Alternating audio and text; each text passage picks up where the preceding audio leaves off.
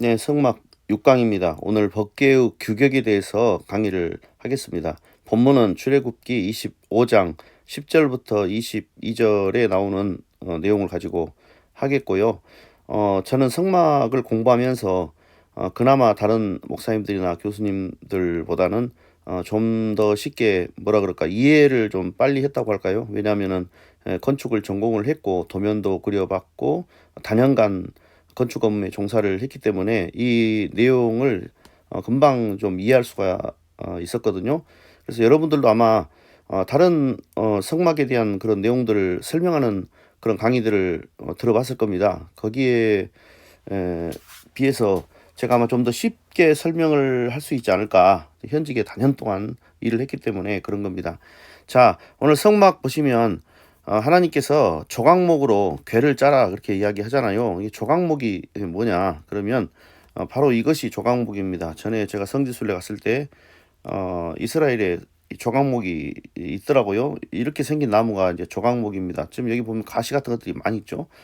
이 왜 우리 성경에 조각목이라고 했냐면 이제 중국어 성경을 번역을 하면서 아카시아 나무를 이제 중국어 성경으로 이제 조각나무라고 하는데 거기서 따온 표현이죠.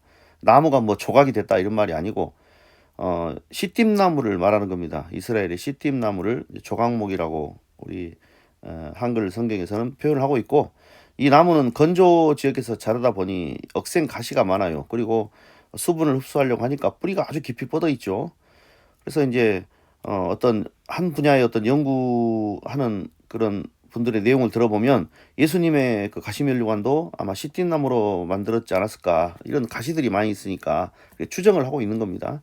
이 나무는요 육질이 참 단단합니다. 잘 썩지 않아요. 그래서 영원 불멸을 상징했습니다. 그래서 애굽에서는 미라를 넣는 관으로 이 조각목을 많이 사용하였고 또 히브리인들은 이 성막의 주 재료로 사용을 했죠. 이 조각목으로 이제 궤를 짜라는 겁니다. 하나님께서 궤를 짜고 두 규빗 반, 또 너비는 또 한 규빗 반, 높이는 한 규빗 반이죠. 이게 규빗이 뭐냐 그러면 우리가 사용하지 않는 단어죠. 길이의 단위인데 규빗이 여러분들 자기 팔꿈치에서부터 손가락 끝까지 이렇게 재보면 제가 재봤어요. 재보니까 저는 48cm가 나오더라고요. 그러면 이제 제 키가 다른 사람에 비하면 조금 작거든요. 한국 평균 키보다 좀 작으니까 한 50cm 정도 그렇게 계산하기 쉽게 잡으면 50cm 정도 잡으면 되겠습니다. 이게 두 규빗 반이면 이제 1m 조금 넘죠. 그 다음에 너비 한 규빗 반이니까 한 80cm 정도 됩니다. 1m에 80cm 정도 되는 그 궤를 짜라는 겁니다. 그래가지고 이제 조각목으로 짰으니까 이 조각목만 짜가지고 만들어 놓으면 이게 광야의 햇빛에 노출되다 보면 나무판이 휘잖아요. 그래서 순금으로 쌉니다. 나무로 상자를 짜가지고 순금으로 그것을 쌉니다. 안팎을 다 싸요. 예. 그리고 이제 가장자리로 돌아가면서 금태도 두르고 금 고리 넷을 부어 만들어서 뭐 네 발에 달고 이쪽에 두 고리 저쪽에 두 고리. 이제 왜 우리가 성막을 할 때 머리가 아프냐 그러면 그림으로 표현을 하면은 금방 알아먹을 수가 있는데 이 그림으로 표현할 수 있는 것을 글로 썼기 때문에 어려운 겁니다. 원래 그렇습니다. 도면을 보여주면 도면 한 장에 그냥 다 끝나는 거예요. 설명이. 그러지만 만약에 도면 없이 도면을 어떤 사람에게 설명을 해줘라 그러면은 복잡해지는 겁니다. 알아먹기가 어렵죠. 현장에서도 그렇습니다. 그냥 도면을 보여주면은 금방 알죠. 평면도나 정면도 뭐 이런 것들을 보면 금방 알 수가 있는데 이것을 말로 설명하다 보니까 그런 겁니다. 이 모세가 하나님으로부터 받은 이야기는 분명히 아마 입체적인 그런 영상이었을지도 모릅니다.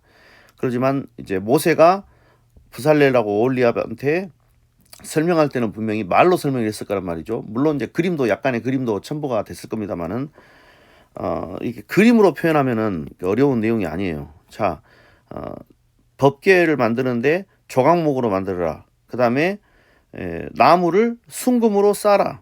금태를 두르라. 금고리 넷을 만드는데 이쪽에 두 고리 저쪽에 두 고리 뭐 여기 궤를 드는 이 채가 두 개가 있는데 이 채를 고리를 만들어야 될 거 아니에요. 그래서 여기다가 채를 끼워 가지고 양쪽에 두 개씩 그다음에 조각목으로 채를 만들어서 금으로 싸라. 나무로만 만들면은 강도가 좀 약하죠. 그래서 조각목에다가 금으로 싸는 겁니다. 그 채를 궤 양쪽 고리에 꿰서 궤를 매게 한다. 우리가 감아 들 때 생각하면 되겠습니다. 사람이 들어야 되니까 채를 고리 2개 고리에다가 끼워가지고 사람이 앞뒤로 이렇게 매게 하는 겁니다. 제사장들이 매는 거죠. 그리고 채를 궤 고리에 꿰인 대로 빼내지 마라 이거예요. 손대지 마라 이겁니다. 그대로 놔두라 이겁니다. 그리고 내가 내게 줄 증거판을 궤 속에 두어라. 예, 증거판은 십계명이죠. 십계명을 이 궤 속에다가 두라는 겁니다. 그리고 순금으로 속죄소를 만드는데 이 속죄소는 또 뭐냐? 아까 조각목으로 궤를 짜는데 궤 내용이 이렇게 쭉 나오고 갑자기 또 속죄소가 나오지 않습니까? 이게 우리가 법궤 그러면은 자 법궤 그러면은 우리가 전체적으로 법궤라고 이렇게 말하잖아요. 근데 성경에서는 이 두 개를 나눕니다. 밑에 있는 궤 이걸 법궤라 그러고 요 위에 있는 것을 속죄소라고 하는 거예요. 그래서 이 위에 부분 속죄소에 대한 내용을 말하는 겁니다.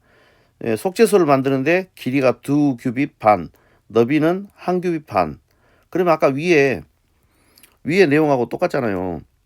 조각목으로 궤를 짜는데 길이가 2규빗 반, 너비는 1규빗 반 이렇게 돼 있잖아요.